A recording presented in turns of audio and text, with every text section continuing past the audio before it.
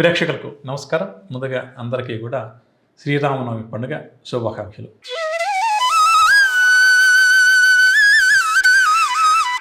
ఇక ఈరోజు మనం శ్రీరామనవమి పండుగను భక్తిగా శ్రద్ధగా జరుపుకుంటాం కదా.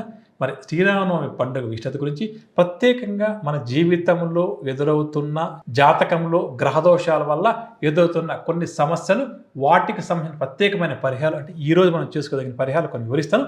మన ప్రేక్షకులకు ఏమాత్రం అవకాశం ఉన్నా ఈరోజు పరిహారాలు చేసుకోవడం మంచిది. ప్రతి సంవత్సరం కూడా చైత్ర శుద్ధ నవమి రోజు శ్రీరాముల వారి యొక్క జన్మదినం. శ్రీరాముల వారు, అదేవిధంగా లక్ష్మణస్వామి, భరత శత్రుఘ్నులు, ఈ నలుగురు కూడా చైత్ర శుద్ధ నవమి రోజు జన్మించారు. కాబట్టి ముఖ్యంగా మనం ఈరోజు నలుగురిని ప్రత్యేకంగా పూజిస్తాము. కొన్ని ప్రాంతాల్లో శ్రీరామనవమి రోజు ప్రత్యేకంగా రాముల వారి యొక్క కళ్యాణాన్ని కూడా అంగరంగ వైభవంగా నిర్వహిస్తారు అని చెప్పవచ్చు. సరే, శ్రీరాముల వారి యొక్క జన్మ విశిష్టత ప్రత్యేకంగా నేను మన ప్రేక్షకులకు వివరించాల్సిన అవసరం లేదు. మహావిష్ణువు వారి యొక్క అవతారాల్లో ప్రధానమైన అవతారం రాముల వారు అన్నమాట. కాబట్టి రాముల వారి గురించి నిజంగా మనం ఎంత చెప్పుకున్నా, ఎంత తెలుసుకున్నా అది తక్కువ అవుతుంది. అందుకని మన పెద్దలు ఏం చెప్పారంటే, రాముల వారు చేసింది మనం చేయమన్నారండి, శ్రీకృష్ణ భగవాన్ వారు చెప్పింది చేయమని చెప్పారండి. చూడండి ఎంత వ్యత్యాసం ఉంది. రెండూ కూడా మహావిష్ణువు వారి యొక్క అవతారం అయినప్పటికీ కూడా శ్రీకృష్ణుడు చేసింది చేయమని చెప్పలేదండి, ఆయన చెప్పింది మనం చేయమన్నారు. కానీ రాముల వారి విషయానికి వస్తే ఆయన చేసింది మనల్ని ఆచరించమని చెప్పారు. ఎందుకంటే ధర్మానికి నిలువెత్తు ప్రతిరూపం ఎవరయ్యా అంటే రాముల వారండి. అందున కూడా ప్రత్యేకంగా సీతారామచంద్ర స్వామి వారిని ఎవరైతే ఆరాధిస్తారో వారికి ఒక ప్రధానమైనటువంటి అడ్వాంటేజ్ ఏంటి, ఎక్కడైతే రామనామం వినిపిస్తుందో అక్కడ రాముల వారి కన్నా ముందు ఎవరయ్యా ఉంటారంటే సాక్షాత్తు ఆంజనేయ స్వామి వారు ఉంటారండి. అంటే మన జాతకంలో ఎటువంటి గ్రహ దోషాలున్నా, శని గ్రహ దోషం ఉన్నా, ఇంకొక గ్రహ దోషం ఉన్న, పనులు ఆలస్యం అవుతున్నాయన్నా, ఉద్యోగం రావడం లేదంటే ఆలస్యం అవుతుంది, వివాహం ఆలస్యం అవుతుంది, ఏమి చెప్పినా జ్యోతిషపరంగా ఆంజనేయ స్వామి వారిని పూజిస్తే ఆటంకాలన్నీ కూడా తొలగిపోతాయని చెప్తుంటాం. ప్రత్యేకంగా ఆంజనేయ స్వామి వారిని పూజించే సంప్రదాయం మనకు ఉన్నప్పటికీ ఎక్కడైతే రామనామం వినిపిస్తుందో, ఎక్కడైతే సీతారామచంద్ర స్వామిని భక్తిగా శ్రద్ధగా పూజిస్తాం, వారి నామాలు ఎక్కడైతే మనకు వినిపిస్తాయో ఆ శబ్దానికి, ఆ యొక్క నామ శబ్దానికి ఆంజనేయ స్వామి వారు రాముల వారి కన్నా ముందే వచ్చి కూర్చొని తమ స్వామి కోసం వేచి చూస్తాడు. కాబట్టి ఈరోజు ఎవరైతే శ్రీరామనవమి పండుగ ఉంది కాబట్టి రాముల వారిని, సీతమ్మ తల్లిని, లక్ష్మణస్వామి వారిని, భరత శత్రుఘ్న స్వామి వారిని పూజిస్తారో అటువంటి వారికి మహావిష్ణువు వారి యొక్క అనుగ్రహం కలుగుతుంది. ముఖ్యంగా ఈ మధ్య కాలంలో మేము ఎక్కువగా గమనిస్తుందంటే వైవాహిక జీవితంలో సమస్యలు బాగా ఎక్కువగా వస్తున్నాయి. భార్యాభర్తలు గొడవ పడడం, డైవర్స్ దాకా వెళ్ళిపోవడం మనందరి కుటుంబాల్లో ఎక్కువగా జరుగుతుంది. అంటే జాతకంలో గ్రహదోషాలు ఉన్నప్పుడు ఇటువంటి వస్తుంటాయి అని జ్యోతిషపరంగా మేము చెప్తుంటాం. అటువంటి సమస్య ఉన్నవారు కానీ, ముఖ్యంగా భార్యాభర్తల మధ్య అన్యోన్యత లేక కలిసి ఉంటారండి ఎవరు, కానీ వారి మధ్య అన్యోన్యత ఉండదు, ప్రేమ ఉండదు, భార్య అంటే భర్తకు నమ్మకం ఉండదు, భర్త అంటే భార్యకు నమ్మకం ఉండదు, అటువంటి వారు కానీ, అదేవిధంగా జీవితంలో తెలివితేటలు ఉన్నాయి, కష్టపడే మనస్తత్వము ఉంది, చక్కటి చదువు కూడా ఉన్నప్పటికీ కొంతమంది జీవితంలో అనుకున్న స్థాయికి చేరుకోలేక చాలా ఇబ్బంది పడుతుంటారండి.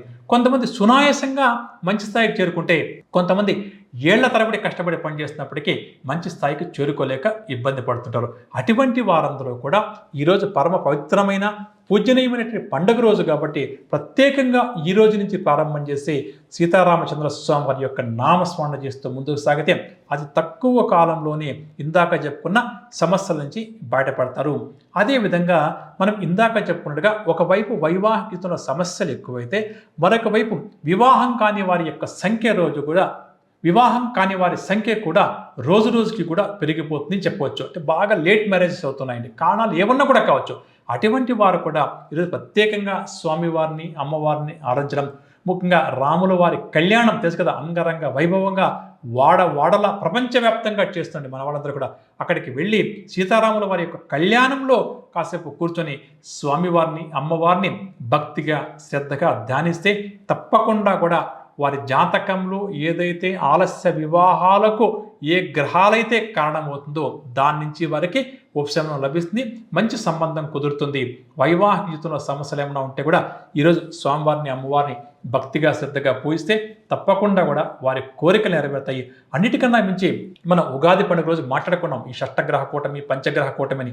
ఈ వారం కూడా పంచగ్రహ కూటమి మీనరాశిలో కొనసాగుతుంది కదా. ఇటువంటి గ్రహదోషాలని కూడా తొలగిపోయి మనందరం కూడా సుభిక్షంగా సంతోషంగా ఉండాలంటే ప్రతి ఒక్కరూ కూడా ఈ రోజు నుంచి ప్రారంభం చేసి యథాశక్తిగా రామనామాన్ని జపిస్తూ ఉంటే చాలండి మనకు. కాబట్టి తేలికపాటి పరిహారాలు ఇవి పాటిస్తే తప్పకుండా కూడా జీవితంలో కష్టపడి పనిచేస్తూ మంచి స్థాయికి చేరుకోలేని వారికి పెద్ద పరిహార క్రియగా రాముల వారి యొక్క ఆరాధన ఉపయోగపడుతుంది.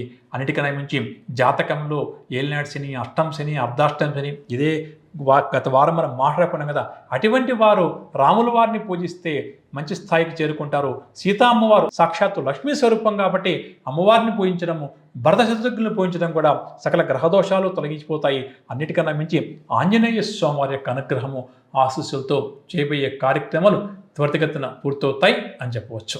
ఇక శ్రీరామనవమి పండుగ రోజు మనకు ప్రధానంగా స్వామివారికి సమర్పించే నైవేద్యం కూడా విశిష్టమైనదిగా చెప్పవచ్చు. అంటే ప్రధానంగా వడపప్పు పానకాన్ని స్వామివారికి నైవేద్యంగా సమర్పిస్తాము. ఈ వడపప్పు పానకాన్ని ప్రత్యేకంగా ఈరోజు స్వామివారికి అమ్మవారికి భక్తిగా శ్రద్ధగా సమర్పించి తీసుకోవడం వల్ల మనకు ఆరోగ్యం మెరుగుపడుతుంది. ప్రస్తుతం మండు టెండలు కదా, మండు వేసవిలో ఉంటున్నాం కదా, ఈ సమయంలో మన శరీరానికి మనం ఆ పానకాన్ని తీసుకోవడం వల్ల ప్రధానంగా ఆరోగ్యం మెరుగుపడుతుంది. వడపప్పును తీసుకోవడం వల్ల ఆరోగ్యం కూడా మెరుగుపడుతుంది. కాబట్టి యథాశక్తిగా ప్రతి ఒక్కరూ కూడా శ్రీరామనవమి పండుగ రోజు స్వామివారిని పూజించడం, స్వామివారికి సమర్పించిన నైవేద్యాన్ని భక్తిగా శ్రద్ధగా మనం తీసుకుంటే ఆరోగ్యం కూడా మెరుగుపడుతుందని చెప్పవచ్చు.